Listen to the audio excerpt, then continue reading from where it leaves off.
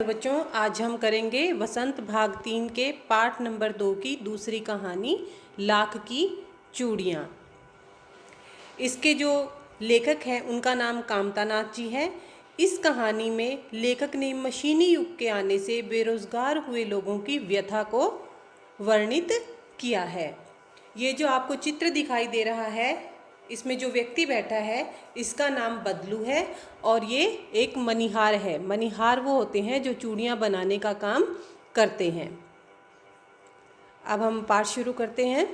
सारे गांव में बदलू मुझे सबसे अच्छा आदमी लगता था, क्योंकि वह मुझे सुंदर सुंदर लाख की कोलियाँ बनाकर देता था।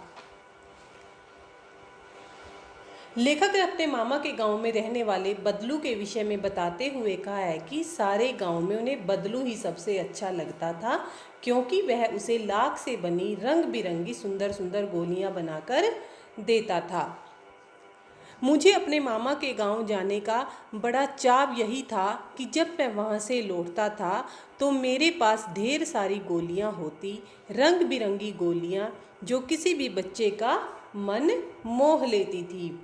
उसके अपने मामा के गांव में जाने के चाव का यही कारण था कि जब लेखक अपने मामा के गांव से लौटकर आता तो उसके पास बहुत सी लाख की गोलियां होती थी, जो हर किसी को अपनी ओर आकर्षित करती थी। अर्थात बच्चों को लेखक की ये छोटी छोटी गोलियां थी जो लाख की बहुत ज़्यादा पसंद आती थी।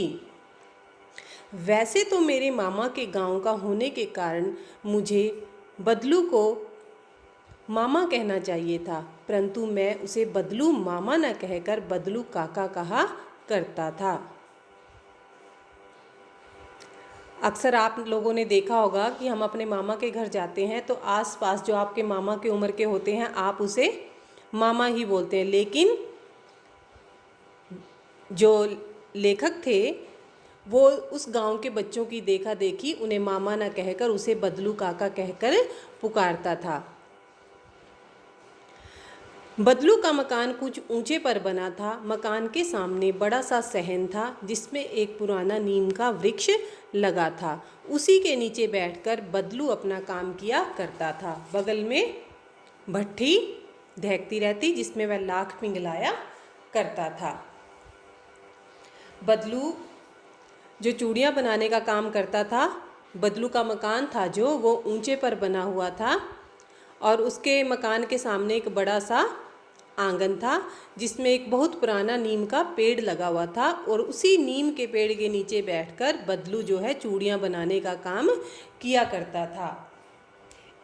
और उसके एक साइड में जो है भट्ठी दहकती रहती थी और उसमें वो अपना लाख पिघलाया करता था और लाख पिघलाकर वह उन्हें लाख पिघलाकर और उसको चूड़ियों का आकार एक बेलन नुमा, जो आपको चित्र में दिखाई दे रहा है, बेलन नुमा कोई औजार है, उस पर वो उनको गोलाकार रूप दिया करता था चूड़ियों का।